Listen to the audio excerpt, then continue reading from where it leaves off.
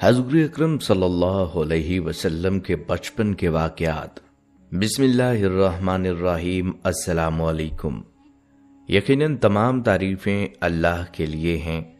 हम उसकी तारीफ़ बयान करते हैं और उसी से मदद के तलबगार हैं।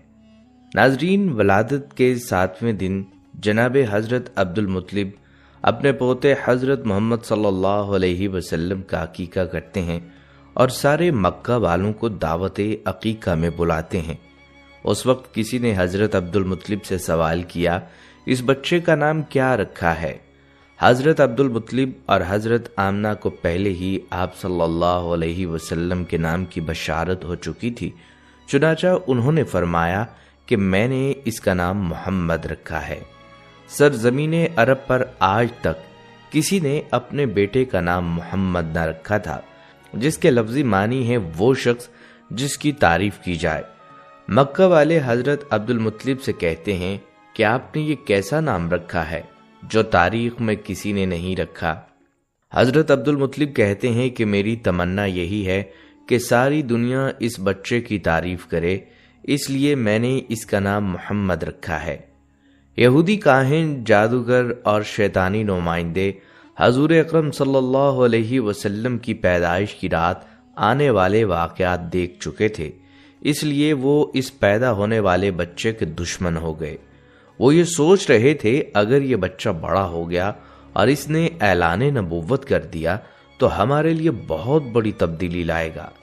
इन हालात के पेश नज़र अल्लाह ताला की मसलहत ये थी कि पैगंबर इस्लाम सल्लल्लाहु अलैहि वसल्लम कुछ अरसा के लिए मक्का की सरजमीन से दूर चले जाएं, ताकि उनके दुश्मन उनकी तलाश में यहाँ तक आएं तो यहाँ से नाकाम होकर वापस चले जाएं। नाजरीन, हजूर सल्लल्लाहु अलैहि वसल्लम के बारे में बड़ी रवायात में आता है कि आप सल्लल्लाहु अलैहि वसल्लम 2 महीने में बैठने लगे थे, 9 महीने में आप दौड़ने लगे थे, 30 माह यानी 2.5 साल की उम्र में आप सल्लल्लाहु अलैहि वसल्लम कुश्ती लड़ते थे।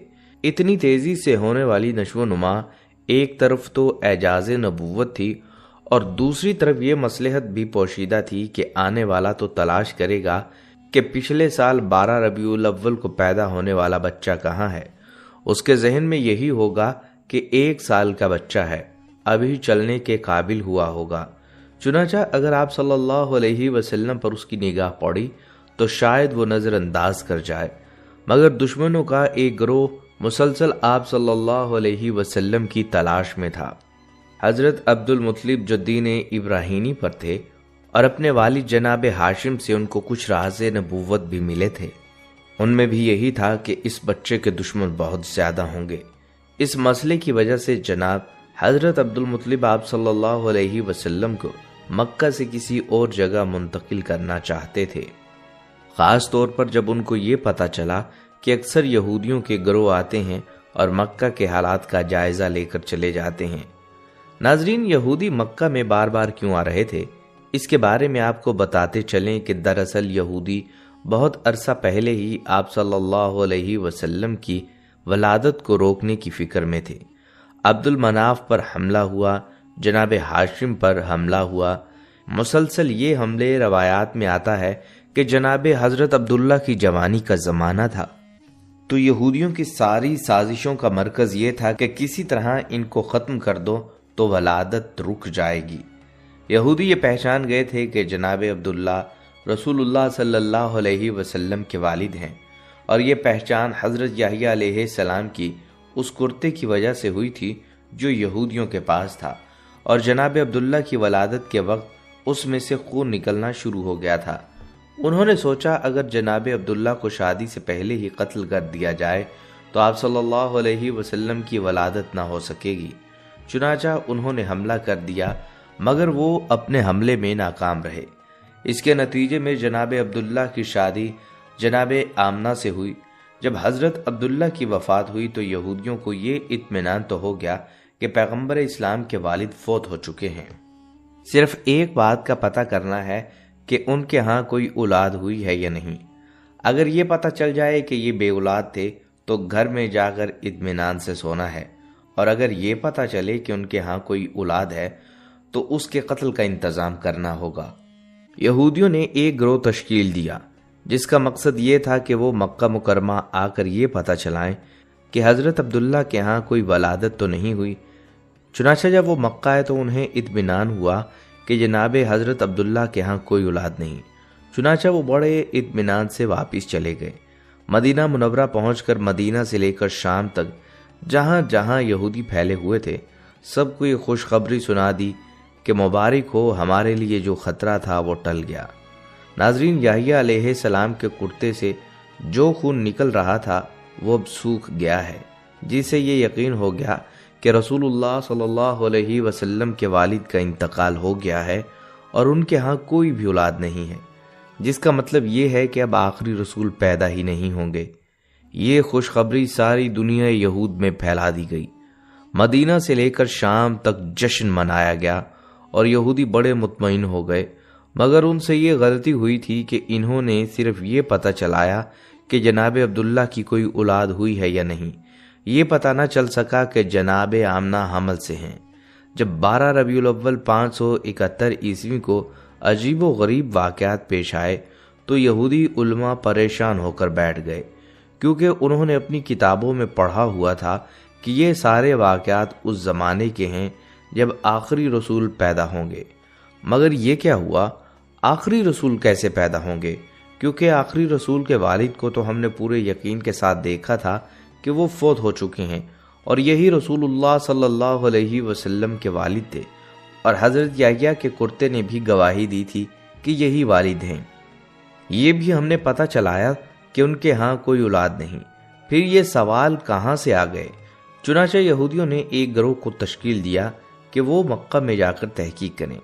جب یہ لوگ مکہ پہنچے تو اس وقت آپ صلی اللہ علیہ وسلم کو مکہ مکرمہ سے حضرت حلیمہ سعدیہ رضی اللہ تعالی عنہا کے مکان میں منتقل کیا جا چکا تھا، اور پیغمبر اسلام کی پیدائش کو کئی ماہ گزر چکے تھے۔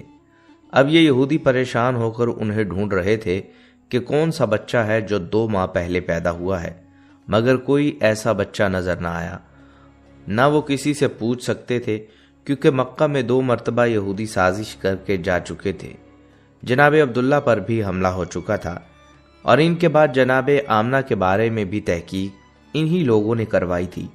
چنانچہ اب مکہ والے ہوشیار ہو گئے تھے، خاص طور پر بنو ہاشم والے ان پر نظر رکھتے، اور یہودیوں کا کوئی گروہ کسی سے سوال نہیں کر سکتا تھا۔ ناظرین، چونکہ بات ہو رہی ہے رسول اللہ صلی اللہ علیہ وسلم کے بچپن کی، تو اب آپ کو بتاتے ہیں کہ بچپن میں آپ صلی اللہ علیہ وسلم کو دودھ کس نے پلایا۔ ایک روایت ہے کہ ولادت کے فوراً بعد پہلے 8 دن تک حضرت صوبیہ نے آپ صلی اللہ علیہ وسلم کو دودھ پلایا۔ صوبیہ رسول اللہ صلی اللہ علیہ وسلم کے ایک چچا ابو لہب کی کنیز تھیں۔ روایات میں آتا ہے کہ ابو لہب نے فقط اس خوشی میں کہ اس کنیز نے اس کے بھتیجے کو دودھ پلایا تھا آزاد کر دیا۔ جس وقت رسول اللہ صلی اللہ علیہ وسلم کی ولادت ہوئی اس وقت ابو لہب آپ کی مخالفت میں نہیں تھا، کیونکہ اس وقت اس کی شادی نہیں ہوئی تھی۔ بعد میں رسول اللہ صلی اللہ علیہ وسلم کی مخالفت کرنے کا ایک سبب اس کی بیوی بھی تھی۔ خاندان بنو امیہ میں شادی کرنے کے بعد ابو لہب اپنے خاندان کو چھوڑ کر اپنے سسرال کے ساتھ مل گیا۔ دوسری روایت کے مطابق پیغمبر اسلام صلی اللہ علیہ وسلم کو حضرت حلیمہ سعدیہ کے سپرد کرنے سے پہلے چند دن دودھ جناب آمنہ نے ہی پلایا تھا۔ اس کے بعد رسول اللہ صلی اللہ علیہ وسلم کو بی بی حلیمہ سعدیہ کے سپرد کر دیا گیا، جنہوں نے شرعی حکم کے مطابق 2 سال تک آپ صلی اللہ علیہ وسلم کو دودھ پلایا۔ روایات میں آتا ہے کہ جس وقت حلیمہ سعدیہ نے آپ کو دودھ پلایا اس وقت وہ دین ابراہیمی پر تھیں، اور اس وقت دین ابراہیمی ہی دین برحق تھا۔ چنانچہ اس پر ایمان رکھنے والا اللہ کے دین پر عمل کرنے والا مانا جاتا تھا، یعنی کوئی یہ اعتراض نہیں کر سکتا تھا کہ کسی مشرک یا کافر نے رسول اللہ صلی اللہ علیہ وسلم کو دودھ پلایا۔ رسول اللہ صلی اللہ علیہ وسلم کی ولادت سے پہلے کا 1 سال پورے عرب اور مکہ والوں کے لیے بڑی پریشانی کا سال تھا۔ بارشیں کم ہوئی تھی، جس کی وجہ سے غلہ کم پیدا ہوا تھا۔ مکہ والے بھی پریشان تھے اور مکہ سے باہر والے بھی پریشان تھے، مگر اس سال آپ کی ولادت ہوئی، مکہ انتہائی خوشحال ہو گیا۔ لیکن مکہ کے باہر ابھی تک قحط پڑا ہوا تھا، جس کی وجہ سے آس پاس کے جو قبیلے تھے وہاں سے لوگ روزگار کے لیے مکہ آ رہے تھے۔ یہاں ایک طرف مکہ میں قحط نہیں تھا اور غلہ کی کثرت تھی، مگر دوسری طرف ایک پریشانی کھڑی ہو گئی کہ اس زمانے میں مکہ میں ایک وبائی بیماری پھیلی ہوئی تھی۔ خاص طور پر بچے اس کی لپیٹ میں جلدی آ رہے تھے۔ ایک سے دوسرے، دوسرے سے تیسرے گھر میں یہ بیماری پھیلتی جا رہی تھی۔ تو یہ دو سبب آپ صلی اللہ علیہ وسلم کی ولادت کے فوراً بعد پہلے ہفتے میں پیش آئے۔ آپ صلی اللہ علیہ وسلم کو پروردگار عالم نے ہر مصیبت اور پریشانی سے دور رکھا تھا، مگر والدین تو پریشان تھے، اور دوسری بات یہ کہ مکہ کے باہر سے جو لوگ روزگار کی تلاش میں آ رہے تھے ان کی مدد کرنا بھی ضروری تھا، اور تیسری بات، جیسا کہ پہلے ذکر ہوا کہ یہودی جاسوس یہ دیکھنے کے لیے کہ آخری رسول پیدا ہوئے ہیں کہ نہیں، مسلسل مکہ کے چکر لگا رہے تھے۔ ان حالات میں اب جتنا جلد رسول اللہ صلی اللہ علیہ وسلم کو مکہ سے منتقل کیا جائے اتنا ہی ظاہری اعتبار سے آپ صلی اللہ علیہ وسلم کی حفاظت کے لیے بہتر تھا۔ اگرچہ اللہ تعالیٰ ظاہر کو رکھ کر رسول اللہ صلی اللہ علیہ وسلم کی حفاظت کر سکتا تھا، مگر مکہ سے دور لے جانے میں بھی مصلحت تھی۔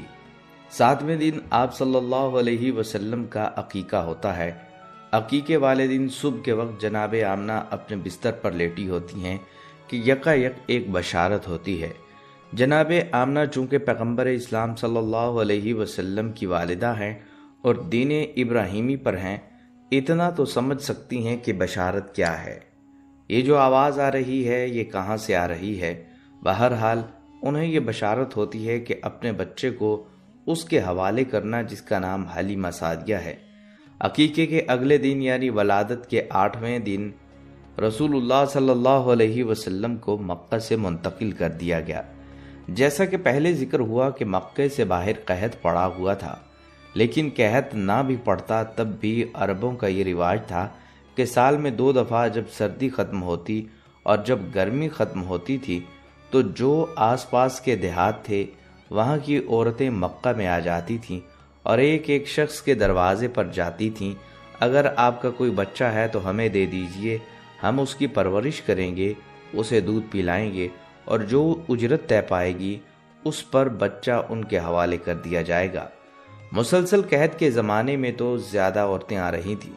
8ویں دن جناب حضرت عبد المطلب اپنے غلام کو بلا کر کہتے ہیں کہ جا کر مکہ کے بازاروں میں، گلیوں میں اور جہاں یہ عورتیں جمع ہوتی ہیں وہاں جا کر معلوم کرو کہ کیا کوئی ایسی عورت ہے جو میرے اس بچے کو لے جانے کے لیے تیار ہو۔ ناظرین، مکہ سے کچھ فاصلے پر قبیلہ بنو سعد عرب کا ایک بہت بڑا قبیلہ تھا۔ بی بی حلیمہ سعدیہ کا تعلق اسی قبیلے سے تھا اور اسی نسبت سے ان کا نام حلیمہ سعدیہ ہو گیا۔ حضرت حلیمہ سعدیہ کہتی ہیں، قبیلہ بنی سعد بن بکر کے ساتھ دودھ پلانے کے لیے کسی بچے کو لینے مکہ مکرمہ آئی۔ یہ شدید قحط سالی کا زمانہ تھا کہ آسمان سے زمین پر پانی کا ایک قطرہ تک نہیں برسا تھا۔ ہماری ایک مادہ گدھی تھی جو لاغر اور کمزوری کی وجہ سے چل نہیں سکتی تھی۔ ایک اونٹنی تھی جو دودھ کی ایک بوند بھی نہیں دیتی تھی۔ میرے ساتھ میرا شیرخوار بچہ عبداللہ اور میرے شوہر حارث بن عبدالعزہ موجود تھے۔ ہماری تنگی کا یہ عالم تھا کہ نہ رات چین سے گزرتی اور نہ دن آرام سے۔ حضرت حلیمہ سعدیہ رضی اللہ تعالی عنہ کی چھاتیوں میں دودھ ناکافی تھا، اس لیے بچہ بے چین رہتا۔ اس کے رونے کے سبب میاں بیوی رات کو آرام نہیں کر سکتے تھے۔ جب ہمارے قبیلے کی عورتیں مکہ مکرمہ میں پہنچیں تو انہوں نے دودھ پلانے کے لیے تمام بچوں کو لے لیا سوائے حضور صلی اللہ علیہ وسلم کے، کیونکہ جب وہ سنتی تھیں کہ یہ بچہ یتیم ہے تو ان کے ہاں جاتی ہی نہ تھیں۔ کوئی عورت بھی ایسی نہ تھی جس نے کوئی بچہ نہ لے لیا ہو، صرف میں ہی باقی تھی، اور حضور صلی اللہ علیہ وسلم کے سوا کوئی بھی بچہ موجود نہیں تھا۔ میں نے اپنے شوہر سے کہا، خدا کی قسم بچہ لیے بغیر مکہ مکرمہ سے لوٹنا مجھے اچھا نہیں لگ رہا، میں جاتی ہوں اور اسی بچے کو لے لیتی ہوں، میں اسی یتیم بچے کو دودھ پلاؤں گی۔ اگلے دن حضرت حلیمہ سعدیہ رضی اللہ تعالی عنہا سردار عبد المطلب کے پاس آئیں اور کہنے لگیں، میرا نام حلیمہ سعدیہ ہے اور میرا تعلق بنو سعد قبیلے سے ہے۔ ہمارا قبیلہ کبھی بھی حجاز کی سرحدوں سے باہر نہیں نکلا، ہمارے قبیلے کی زبانوں پر کبھی گونگوں کا اثر نہیں ہوا، اور نہ ہی ہمارے علاقے کی ہواؤں پر شہروں کی گندگی اور غلاظت کا اثر ہے۔ ہمارے قبیلہ کے بچوں کے ساتھ محبت اور شفقت سارے قریش میں مشہور ہے، اور ہم یہ بہت ہی بہتر زیادہ جانتی ہیں کہ روتے ہوئے بچوں کو کیسے ہنسایا جاتا ہے اور کمزور جسم والے بچوں کو کن ترکیبوں سے توازن اور مضبوط بنایا جا سکتا ہے۔ یہ باتیں سن کر حضرت عبد المطلب نے نبی اکرم صلی اللہ علیہ وسلم کو حضرت حلیمہ سعدیہ رضی اللہ تعالیٰ عنہ کے حوالے کرنے کی حامی بھر لی۔ حضرت حلیمہ سعدیہ رضی اللہ تعالیٰ عنہ بیان فرماتی ہیں کہ جب میں رسول اللہ صلی اللہ علیہ وسلم کو لینے کے لیے ان کے پاس پہنچی تو میں نے دیکھا کہ نبی صلی اللہ علیہ وسلم دودھ سے زیادہ سفید اونی کپڑے میں لپٹے ہوئے ہیں اور آپ سے مشک و عنبر کی خوشبوئیں لپٹیں مار رہی ہے۔ سرکار دو عالم صلی اللہ علیہ وسلم کے سر کے نیچے سبز حریر بچھا ہوا ہے اور آپ خراٹے لیتے ہوئے اپنی کفا پر محو خواب ہیں۔ حضرت حلیمہ سعدیہ رضی اللہ تعالیٰ عنہ بیان فرماتی ہیں کہ میں نے چاہا کہ آپ کو خواب سے بیدار کر دوں، پر میں حضور صلی اللہ علیہ وسلم کے حسن و جمال پر فریفتہ ہو گئی۔ میں نے آہستہ سے آگے ہو کر آپ کو اٹھا کر اپنا ہاتھ آپ کے سینہ مبارک پر رکھا تو آپ صلی اللہ علیہ وسلم نے تبسم فرما کر اپنی چشم مبارک کھول دی۔ نبی صلی اللہ علیہ وسلم نے میری طرف نظر کرم اٹھائی تو آپ کے چشمان مبارک سے ایک نور نکلا جو آسمان تک پرواز کر گیا۔ میں آپ صلی اللہ علیہ وسلم کی دونوں چشمان مبارک کے درمیان بوسہ دیا اور اپنی گود میں بٹھا لیا تاکہ دودھ پلاؤں۔ میں نے داہنا پستان آپ صلی اللہ علیہ وسلم کے دہن مبارک میں دیا تو آپ صلی اللہ علیہ وسلم نے دودھ نوش فرما لیا۔ پھر میں نے چاہا کہ اپنا بائیں پستان دہن مبارک میں دوں تو آپ صلی اللہ علیہ وسلم نے نہ لیا اور اس سے دودھ نہ پیا۔ حضرت ابن عباس رضی اللہ تعالی عنہ فرماتے ہیں کہ اللہ تعالیٰ نے آپ صلی اللہ علیہ وسلم کو ابتدائی حالت میں ہی عدالت و انصاف ملحوظ رکھنے کا الہام فرما دیا تھا۔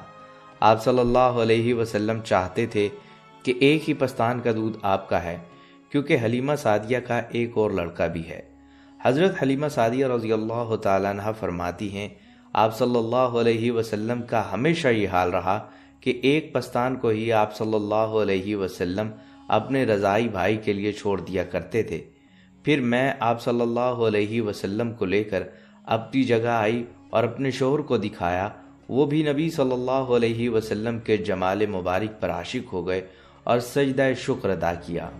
پھر وہ اپنی اونٹنی کے پاس گئے اور دیکھا کہ تھن دودھ سے بھرے ہوئے تھے۔ اس سے پہلے اونٹنی کے تھن میں دودھ کا ایک قطرہ بھی نہیں تھا۔ حضرت حلیمہ رضی اللہ تعالیٰ عنہ فرماتی ہیں کہ میرے شوہر نے اونٹنی کا دودھ دوہا، جسے ہم نے خوب سیر ہو کر پی لیا۔ اس رات ہم چین کی نیند سوئے، چونکہ اس سے پہلے بھوک اور پریشانی میں نیند نہیں آتی تھی۔ میرے شوہر نے کہا، اے حلیمہ، بشارت اور خوشخبری ہو کہ تم نے اس ذات مبارک کو لیا، تم نہیں دیکھتی کہ ہمیں کتنی خیر و برکت حاصل ہو رہی ہے؟ یہ سب اس ذات مبارک کے طفیل ہے، اور میں امید رکھتا ہوں کہ ہمیشہ اور زیادہ خیر و برکت رہے گی۔ حضرت حلیمہ سعدیہ رضی اللہ تعالیٰ عنہ فرماتی ہیں اس کے بعد چند راتیں ہم مکہ مکرمہ میں ٹھہرے رہے۔ ایک رات میں نے دیکھا کہ ایک نور آپ صلی اللہ علیہ وسلم کے گرد گھیرا ڈالے ہوئے ہے۔ ایک شخص سبز کپڑے پہنے آپ صلی اللہ علیہ وسلم کے سرہانے کھڑا ہے۔ یہ منظر دیکھ کر میں نے اپنے شوہر کو جگا کر کہا، اٹھیے اور دیکھیے۔ شوہر نے کہا، اے حلیمہ، خاموش رہو، اپنی اس حالت کو چھپا کر رکھو، کیونکہ مجھے معلوم ہوا ہے کہ جس دن سے اس فرزند کی پیدائش ہوئی ہے اس دن سے یہود کے علماء نے کھانا پینا چھوڑ رکھا ہے، وہ انتہائی بے چین اور بے قرار ہیں۔ حلیمہ سعدیہ رضی اللہ تعالیٰ عنہ فرماتی ہیں کہ اس دن کے بعد لوگوں نے ایک دوسرے کو رخصت کیا اور مجھے بھی سیدہ آمنہ نے رخصت کر دیا۔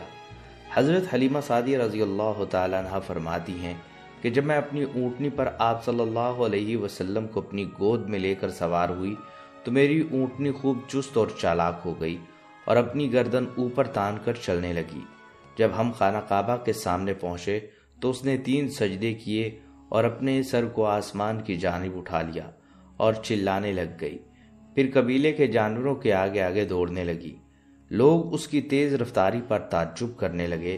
عورتوں نے مجھ سے کہا، اے حلیمہ، کیا یہ وہی جانور ہے جس پر سوار ہو کر تو ہمارے ساتھ آئی تھی؟ کیا یہی وہ اونٹنی ہے جو تمہارے بوجھ کو اٹھا نہیں سکتی تھی اور سیدھی تک نہیں ہو سکتی تھی؟ میں نے جواب دیا، خدا کی قسم یہ وہی اونٹنی ہے، لیکن اللہ تعالیٰ نے اس فرزند کی برکت سے اسے قوی اور طاقتور کر دیا ہے۔ یہ سن کر ان عورتوں نے کہا، خدا کی قسم اس بچے کی بڑی نرالی شان ہے۔ حضرت حلیمہ رضی اللہ تعالیٰ عنہ مزید فرماتی ہیں کہ میں نے اپنے دراز گوش کو یہ جواب دیتے ہوئے سنا کہ خدا کی قسم میری بڑی شان ہے، میں مردہ تھی، مجھے زندگی عطا کی گئی، میں لاغر اور کمزور تھی، مجھے قوت اور توانائی بخشی گئی۔ اے بنی سعد کی عورتوں، تم پر تعجب ہے اور تم غفلت میں ہو۔ تم نہیں جانتی کہ میری پشت پر کون ہے؟ میری پشت پر سید المرسلین، خاتم الانبیاء اور حبیب کبریا تشریف فرما ہے۔ حضرت حلیمہ سعدیہ رضی اللہ تعالیٰ عنہ بیان کرتی ہیں کہ میں جس راستے سے بھی گزرتی، راستے میں دائیں بائیں سے یہ آوازیں آتی، اے حلیمہ تم تو نگر ہو گئی اور بنی سعد کی عورتوں میں تم بزرگ ترین ہو گئی۔ بکریوں کے جس ریوڑ پر سے میں گزرتی، بکریاں سامنے آ کر کہتی، اے حلیمہ کیا تم جانتی ہو کہ تمہارا دودھ پینے والا کون ہے؟ یہ محمد صلی اللہ علیہ وسلم، زمین و آسمان کے رب رسول اللہ صلی اللہ علیہ وسلم اور تمام بنی آدم سے افضل ہیں۔ حلیمہ سعدیہ مزید فرماتی ہیں کہ ہم جس منزل پر بھی قیام کرتے، اللہ تبارک و تعالی اس منزل کو سرسبز و شاداب فرما دیتے، باوجود اس کے کہ وہ قحط سالی کا زمانہ تھا۔ حضرت حلیمہ سعدیہ رضی اللہ تعالیٰ عنہ مزید بیان فرماتی ہیں کہ جب ہم ننھے حضور صلی اللہ علیہ وسلم کو اپنے ساتھ لے کر اپنی آبادی میں پہنچے تو تمام آبادی مشک و عنبر کی خوشبو میں نہا گئی، یعنی کہ ہر طرف سے مشک اور عنبر کی خوشبو آنے لگی، اور حضور صلی اللہ علیہ وسلم سے محبت اور عقیدت ہر آدمی کے دل میں معجزن ہو گئی۔ ہر کوئی آپ صلی اللہ علیہ وسلم سے پیار کرتا تھا، اور اگر انہیں کوئی تکلیف ہوتی تو آپ صلی اللہ علیہ وسلم کا دست مبارک اس جگہ سے مس کرتے تو اللہ کے حکم سے وہ تکلیف فوراً دور ہو جاتی۔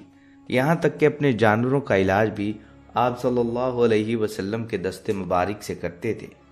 آپ رضی اللہ تعالیٰ عنہ مزید فرماتی ہیں کہ جب میں آپ صلی اللہ علیہ وسلم کو اپنے خیمے میں لے کر آئی، میں نے انہیں دودھ پلایا۔ ننھے حضور صلی اللہ علیہ وسلم کے دودھ پینے کی برکت سے میری چھاتیاں جو پہلے دودھ سے خالی تھیں اب دودھ سے بھر گئیں۔ دائیں چھاتی سے آپ صلی اللہ علیہ وسلم نے دودھ پیا اور بائیں چھاتی میرے بیٹے عبداللہ کے لیے چھوڑ دی، جس سے میرے بیٹے عبداللہ نے دودھ پی لیا۔ حضرت حلیمہ سعدیہ رضی اللہ تعالیٰ عنہ مزید فرماتی ہیں کہ آپ صلی اللہ علیہ وسلم نے کبھی کپڑوں میں بول براز نہیں فرمایا۔ ننھے آقا صلی اللہ علیہ وسلم کے بول براز کا ایک وقت مقرر تھا۔ جب بھی میں ارادہ کرتی کہ آپ صلی اللہ علیہ وسلم کے دہن مبارک کو دودھ وغیرہ سے پاک کر دوں تو غیب سے مجھ پر سبقت ہوتی اور آپ کا دہن مبارک پاک اور صاف ہو جاتا۔ جب کبھی حضور صلی اللہ علیہ وسلم کا ستر مبارک کھل جاتا تو آپ صلی اللہ علیہ وسلم حرکت کرتے اور فریاد کرتے، یہاں تک کہ میں ستر ڈھانپ دیتی، اور اگر ڈھانپنے میں میری طرف سے تاخیر یا کوئی کوتاہی ہو جاتی تو غیب سے اسے ڈھانپ دیا جاتا، یعنی فرشتے فوراً ستر چھپا دیتے تھے۔ حضرت حلیمہ سعدیہ رضی اللہ تعالیٰ عنہ بیان فرماتی ہیں کہ جب حضور صلی اللہ علیہ وسلم کی عمر مبارک 2 سال کی ہو گئی تو آپ صلی اللہ علیہ وسلم کو حسب وعدہ مکہ مکرمہ میں واپس چھوڑنے کا وقت آ گیا، لیکن میرا دل نہیں مانتا تھا، کیونکہ آپ صلی اللہ علیہ وسلم کی برکات سے ہم مستفید ہو رہے تھے۔ حضور صلی اللہ علیہ وسلم کی نشو و نما دوسرے بچوں سے نرالی تھی۔ ایک دن میں آپ صلی اللہ علیہ وسلم کی نشو و نما اتنی ہوتی جتنی دوسرے بچوں کی 1 ماہ میں ہوتی، اور 1 ماہ میں اتنی ہوتی جتنی دوسرے بچوں کی 1 سال میں ہوتی، اور روزانہ ایک نور آفتاب کی مانند آپ پر اترتا اور آپ کو ڈھانپ لیتا۔ روزانہ 2 سفید مرغ آپ صلی اللہ علیہ وسلم کے گریبان میں داخل ہو کر روح پوش ہو جاتے تھے۔ آپ صلی اللہ علیہ وسلم نہ روتے نہ چلاتے اور نہ بدخلقی کا اظہار فرماتے۔ شروع سے آپ صلی اللہ علیہ وسلم کا یہی حال تھا۔ حضرت حلیمہ سعدیہ رضی اللہ تعالی عنہا نے 2 سال تک ننھے حضور صلی اللہ علیہ وسلم کو اپنی پرورش میں بہت محبت سے پالا۔ انہوں نے اپنے دودھ میں محبت و فصاحت اور بلاغت کو گھول گھول کر آپ صلی اللہ علیہ وسلم کو پلایا۔ جب آپ صلی اللہ علیہ وسلم کی مدت پوری ہو گئی تو آپ کا دودھ چھڑایا گیا۔ جسمانی اعتبار سے آپ صلی اللہ علیہ وسلم اپنی عمر سے دگنے نظر آتے تھے۔ حضرت حلیمہ سعدیہ رضی اللہ تعالی عنہا بیان فرماتی ہیں، آپ صلی اللہ علیہ وسلم کی عمر مبارک 2 سال کی ہو گئی تو معاہدے کے حساب سے آپ صلی اللہ علیہ وسلم کو ماں کے حوالے کرنے کا وقت ہو گیا، لیکن میں آپ صلی اللہ علیہ وسلم کو بھی واپس نہیں کرنا چاہتی تھی اور اس وجہ سے بہت زیادہ مغموم تھی کہ یہ خیر و برکت کا منبع ہم سے جدا ہو جائے گا۔ میرا دل انہیں کسی بھی حالت پر چھوڑنے کو تیار نہیں تھا۔ میری تو دلی خواہش یہی تھی کہ کاش چمن ہاشمی کا یہ غنچہ یہیں پھول بنے، لیکن دل پر پتھر رکھ کر میں آپ صلی اللہ علیہ وسلم کو واپس لوٹانے کے لیے آپ کی والدہ ماجدہ سیدہ آمنہ رضی اللہ تعالی عنہا کے پاس مکہ مکرمہ پہنچی، مگر میں دل سے مزید انہیں اپنے پاس رکھنے کی خواہش میں تھی، کیونکہ ہم نے حضور صلی اللہ علیہ وسلم کے بہت سے معجزات اور برکات کا مشاہدہ کیا تھا۔ اتفاق کی بات ہے کہ ان دنوں مکہ مکرمہ میں کسی وبائی مرض کا بہت زور تھا۔ حضرت حلیمہ سعدیہ رضی اللہ تعالی عنہا نے حضور صلی اللہ علیہ وسلم کو حضور صلی اللہ علیہ وسلم کی والدہ ماجدہ حضرت بی بی آمنہ رضی اللہ تعالی عنہا سے مزید اپنے پاس رکھنے کا خیال ظاہر کیا تو سیدہ آمنہ رضی اللہ تعالی عنہا نے اس وبا کی وجہ سے واپسی پر کوئی اصرار نہ کیا اور یوں حضرت حلیمہ سعدیہ رضی اللہ تعالی عنہا کی مراد بھرائی اور خوشی خوشی آپ صلی اللہ علیہ وسلم کو لے کر دوبارہ اپنے گھر چلی آئیں۔ یہ خانوادہ حارث کے لیے رحمت کی رحمت اور برکت ہی برکت تھا۔ یوں حضور اقدس صلی اللہ علیہ وسلم نے اپنا بچپن سیدہ حلیمہ سعدیہ رضی اللہ تعالی عنہا کی آغوش میں گزارا اور ان کے لیے سراپائے رحمت بنے۔ لاکھوں کروڑوں درود و سلام آپ صلی اللہ علیہ وسلم کی ذات اقدس پر۔ ناظرین، یہ تھی ہماری آج کی ویڈیو، امید ہے پسند آئی ہوگی۔ اگلی ویڈیو تک کے لیے اجازت دیجیے، اللہ حافظ۔